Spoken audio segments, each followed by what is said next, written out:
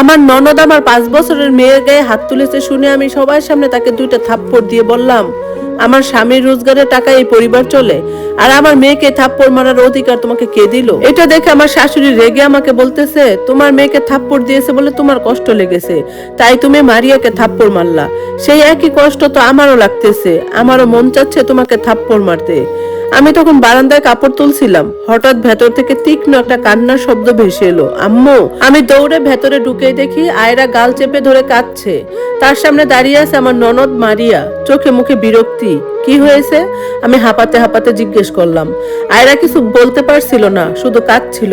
পাশ থেকে ছোট দেবর বলল, ভাবি, আয়রা নাকি মারিয়ার ফোন পানিতে ফেলে দিছে, তাই মারিয়া আপু একটা থাপ্পড় মারছে। আমি মেয়ের গালটা হাতে নিয়ে দেখলাম লাল হয়ে আছে, ছোট্ট মুখটা কাঁপছে। সেই মুহূর্তে মাথার ভেতরে যেন কিছু ছিঁড়ে গেল। আমি ধীরে ধীরে উঠে দাঁড়ালাম। তুমি আমার মেয়ের গায়ে হাত তুলছো? মারিয়া ঠোঁট বাঁকিয়ে বলল, বাচ্চা মানুষ করতে জানো না, আবার কথা বলতে আসছো? ফোনটা নষ্ট হলে কি তুমি টাকা দিবা? আমি নিজেকে সামলানোর চেষ্টা করছিলাম, কিন্তু আয়রার ভেজা চোখ বারবার সামনে আসছিল। তুমি আমাকে বলতে পারতে, ওকে মারার অধিকার তোমাকে কে দিয়েছে? অধিকার? মারিয়া এবার হেসে উঠলো। এই বাড়িতে সবাই ওকে মানুষ করে, শুধু তুমি একা ওর মা না, আমি ওর ফুপু। কথাটা শুনেই যেন শরীরের রক্ত গরম হয়ে উঠলো। আমি আর কিছু না ভেবে সবার সামনে মারিয়াকে 2টা থাপ্পড় দিলাম। ঘরটা একদম নিস্তব্ধ হয়ে গেল, টিভির শব্দ পর্যন্ত যেন থেমে গেছে। মারিয়া অবিশ্বাসের চোখে আমার দিকে তাকিয়ে রইল, তার চোখে পানি চলে এসেছে, গালে হাত দিয়ে দাঁড়িয়ে আছে। আমি কাপা গলায় বললাম, আমার স্বামীর রোজগারের টাকা এই পরিবার চলে, আর আমার মেয়েকে থাপ্পড় মারার অধিকার তোমাকে কে দিল? আমার কথা শেষ হতেই রান্নাঘর থেকে শাশুড়ি বের হয়ে এলেন, মুখে রাগ শক্ত। কি হয়েছে এখানে? মারিয়া কেঁদে উঠে বলল, আম্মু, ভাবি আমাকে মারছে। শাশুড়ি একবার মেয়ের দিকে তাকালেন, তারপর আমার দিকে। তুমি মারিয়াকে থাপ্পড় মারছো? আমি সরাসরি বললাম, জি মারছি, কারণ ও আমার মেয়ের গায়ে হাত তুলছে। শাশুড়ি ধীরে ধীরে আমার সামনে এসে দাঁড়ালেন। তোমার মেয়েকে থাপ্পড় দিয়েছে বলে তোমার কষ্ট লেগেছে, তাই তুমি মারিয়াকে থাপ্পড় মারলা। সেই একই কষ্ট এখন আমারও লাগতেছে, আমারও মন চাচ্ছে তোমাকে থাপ্পড় মারতে। ঘরের বাতাস ভারী হয়ে গেল। আমি কিছুক্ষণ চুপ করে তার দিকে তাকিয়ে রইলাম। এই বাড়িতে বিয়ের পর 8 বছর ধরে আছি, কখনো উঁচু গলায় কথা বলিনি, কখনো নিজের কষ্ট কাউকে বুঝতে দেইনি, কিন্তু আজ আমার মেয়ের মুখটা দেখে সব ধৈর্য শেষ হয়ে গেছে। আমি শান্ত গলায় বললাম, আপনার মন চাইতে পারে, কিন্তু একটা কথা মনে রাখবেন, আমার মেয়ের গায়ে হাত তোলার আগে কেউ একবারও ভাবেনি ও কত ছোট। ছোট? শাশুড়ির কড়া গলা বললেন, ছোট মানুষ ভুল করলে শাসন করতেই হয়। আমি এবার আর চুপ থাকতে পারলাম না। শাসন আর থাপ্পড় এক জিনিস না আম্মা। মারিয়া তখনও কাঁদছে, কিন্তু তার চোখে কান্নার চেয়ে রাগ বেশি। সে দাঁত চেপে বলল, এই বাড়িতে আসার পর থেকেই ভাবি নিজেকে অনেক বড় কিছু ভাবে। আমি উত্তর দিলাম না, কারণ আমি জানতাম এখন একটা কথা বললে পরিস্থিতি আরো খারাপ হবে। ঠিক তখন দরজার বাইরে গাড়ির হর্ন শোনা গেল। আমার স্বামী রাফি অফিস থেকে ফিরেছে। ঘরের ভেতর হঠাৎ অদ্ভুত নীরবতা নেমে এলো। রাফি ভেতরে ঢুকে বুঝে গেল কিছু একটা হয়েছে। সে একবার আমার দিকে তাকালো, তারপর মারিয়ার কান্না ভেজা মুখের দিকে। কি হয়েছে? কেউ প্রথমে কিছু বলল না। তারপর শাশুড়ি ধীরে ধীরে বলল, তোমার বউ আজ তোমার বোনের গায়ে হাত তুলেছে। রাফির মুখ শক্ত হয়ে গেল। সে আমার দিকে তাকালো। আমি আয়রাকে বুকে জড়িয়ে ধরে দাঁড়িয়েছিলাম। মেয়েটা তখনও ফুপিয়ে কাঁদছে। রাফি ধীরে জিজ্ঞেস করলো, সত্যি? আমি মাথা তুললাম, হ্যাঁ, কারণ তোমার বোন আগে আমার মেয়েকে মেরেছে। রাফি কিছুক্ষণ চুপ করে রইল।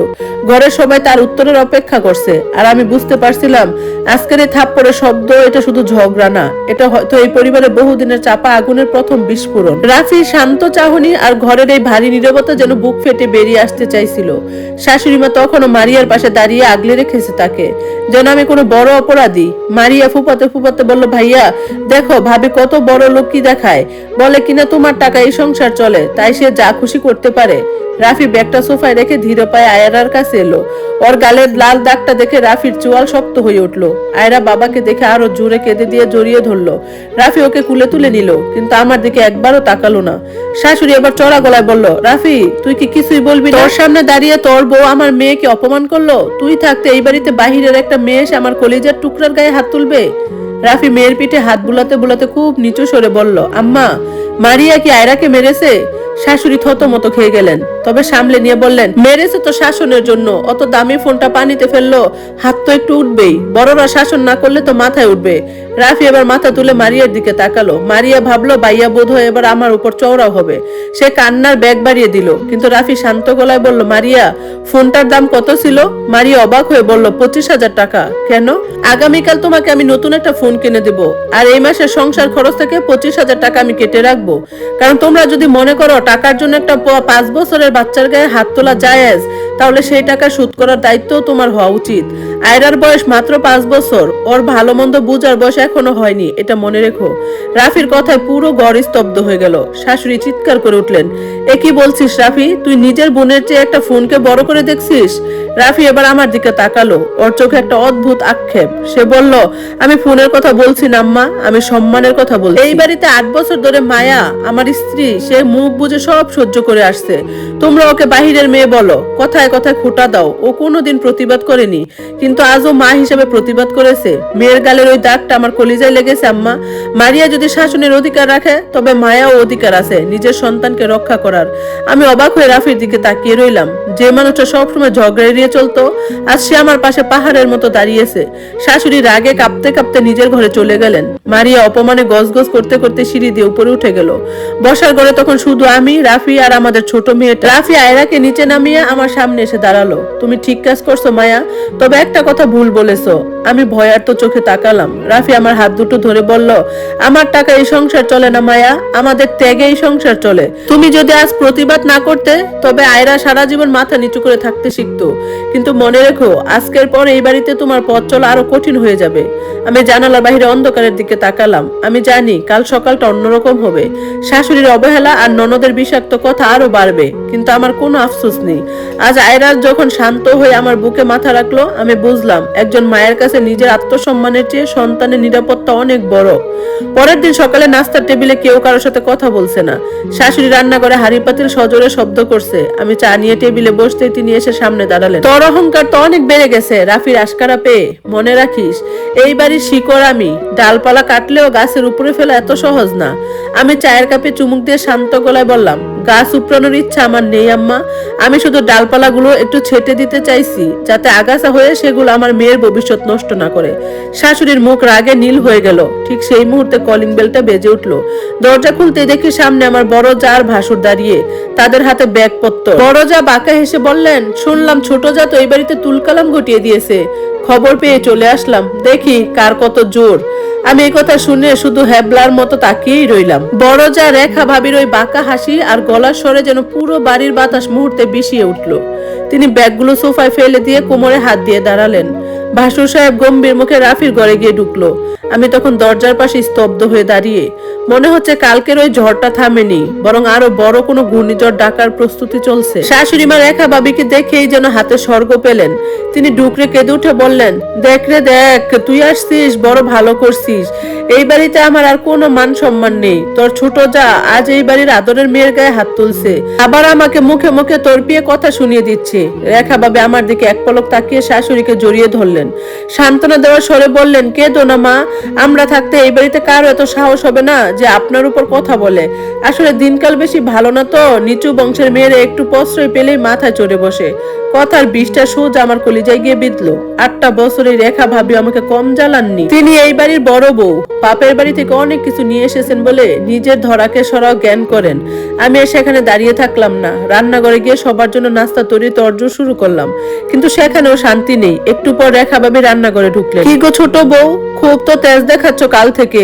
বলি, ভাই তোকে ভাত কাপড় দেয় বলে কি বাড়ির মালিক হয়ে গেছিস? মনে রেখো, আমার স্বামী এই বাড়ির বড় ছেলে। সম্পত্তির হিসেব হলে কিন্তু তোমাদের বারান্দায় গিয়ে দাঁড়াতে হবে।